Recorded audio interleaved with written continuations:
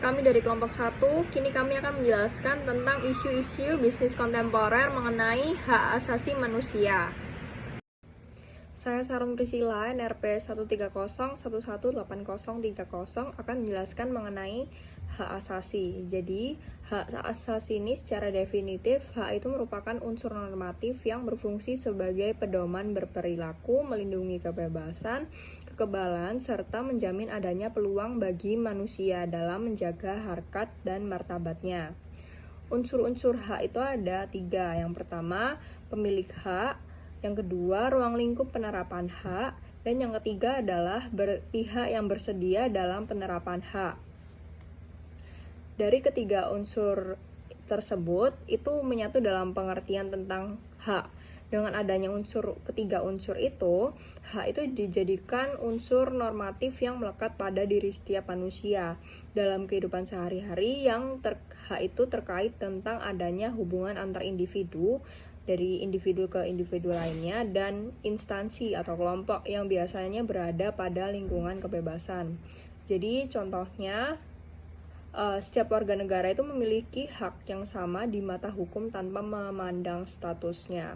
Lalu yang kedua, setiap warga negara memiliki hak yang sama untuk mendapatkan pendidikan dan pengajaran yang layak, seperti itu.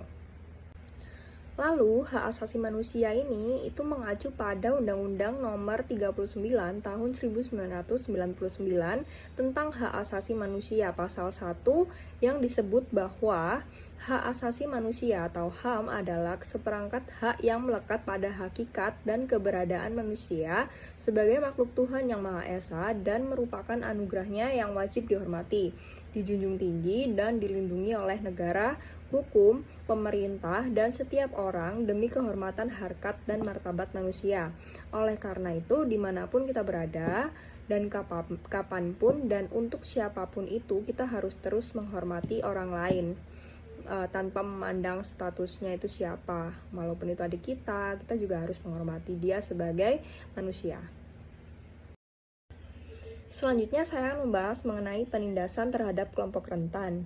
Jadi kelompok rentan sendiri ini adalah yang dimaksud dalam masyarakat adalah orang lanjut usia atau lansia, anak-anak, fakir miskin, wanita hamil, dan penyandang cacat. Jadi faktor penyebab penindasan terhadap kelompok rentan ini umumnya ada 3. Yang pertama, kondisi fisik, usia, lalu yang ketiga, kondisi ekonomi. Jadi kondisi fisik ini sudah terlihat jelas bahwa penyandang cacat ini tidak memiliki fisik yang sempurna seperti manusia pada umumnya.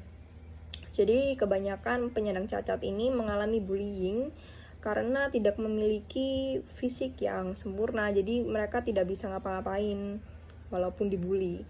Lalu kondisi fisik wanita hamil juga tidak memungkinkan untuk melawan yang bully wanita hamil tersebut. Dan lalu usia ini, orang lanjut usia dan anak-anak ini masih kebanyakan di masyarakat itu dipandang usia yang lemah karena tidak memiliki stamina tubuh yang kuat seperti usia produktif pada umumnya. Lalu kondisi ekonomi dari fakir miskin ini, walaupun si fakir miskin ini memiliki kondisi fisik yang normal dan usianya juga masih produktif, namun kondisi ekonominya masih miskin, masih di bawah atau menengah ke bawah, itu biasanya mengalami bullying karena mereka tidak bisa speak up di publik karena kondisi ekonominya yang rendah. Jadi kebanyakan tidak didengarkan gitu. Saya Bella Enola Putri dengan NRP 130118031. Saya akan menjelaskan bagaimana cara mengatasi penindasan terhadap kelompok rentan. Jadi berbagai upaya dalam menangani pelanggaran HAM antara lain yang pertama, pembentukan Komisi Hak Asasi Manusia.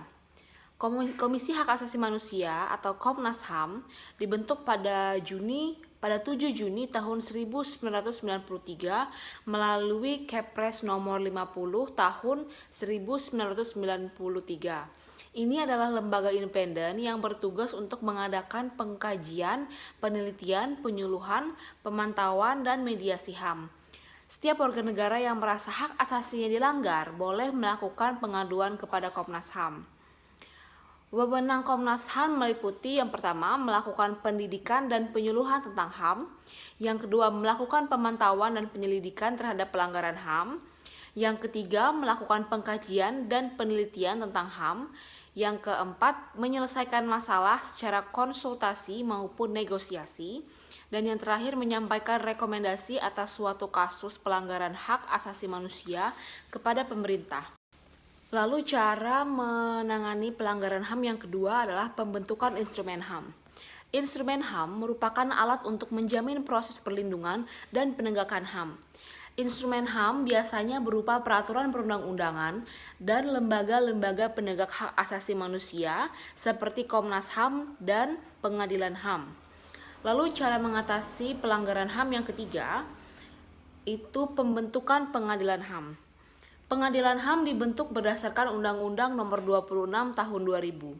Pengadilan HAM adalah pengadilan khusus terhadap pelanggaran HAM berat yang menjadi dasar dalam penegakan kepastian hukum, keadilan dan perasaan aman. Selain berwenang memeriksa dan memutuskan perkara pelanggaran HAM berat, Pengadilan HAM juga berwenang memeriksa dan memutus pelanggaran HAM yang dilakukan oleh warga negara Indonesia yang terjadi di luar batas teritorial wilayah Indonesia. Ya, selamat siang buat Bu Made dan Bu Olive. Saya sendiri Rizky Akbar. Saya dari kelompok 1. Di sini saya akan menjelaskan tentang isu-isu bisnis kontemporer. Di sini saya akan menjelaskan tentang slide di mana upaya dan penerapan hak asasi manusia pada perusahaan. Hak asasi manusia atau HAM selalu diutamakan dalam bidang apapun, terutama untuk mencapai tujuan perusahaan memerlukan adanya keadilan bagi satu sama lain. Perusahaan harus memiliki kebijakan komitmen atas penghormatan terhadap HAM, punya mekanisme pemulihan atas dampak pelanggaran HAM yang ditimbulkan, atau perusahaan memproses langkah-langkah pemulihan atas pelanggaran HAM di mana perusahaan berkontribusi. Nah, di sini itu bisa ditambahkan yaitu perusahaan itu harus menghormati hak asasi manusia. Dalam artian itu menghindari terjadinya pelanggaran HAM pada pihak lain. Di mana apabila terjadi sebuah pelanggaran, maka perusahaan yang melakukan pelanggaran HAM tersebut atau orangnya sendiri akan mendapatkan sanksi. Nah, untuk slide selanjutnya yang telah dijelaskan tadi, suatu perusahaan itu harus melakukan penghormatan terhadap hak asasi manusia yang berlaku kepada seluruh perusahaan terlepas dari ukuran, sektor usaha, konteks operasional, kepemilikan, dan struktur perusahaan. Berikut upaya perusahaan dalam menghormati hak asasi manusia. Yang pertama, memberikan upah sesuai dengan jabatan yang diberikan. Yang kedua, memperhatikan aspek keselamatan bagi para pekerja. Yang ketiga, jaminan sosial kesehatan pekerja dalam bentuk BPJS Ketenagakerjaan. Yang keempat, tidak mempekerjakan karyawan di bawah umur. Sekian presentasi dari saya, selanjutnya akan dipresentasikan oleh Halo semuanya, perkenalkan nama saya Tiffany Utomo dengan NRP 130118016.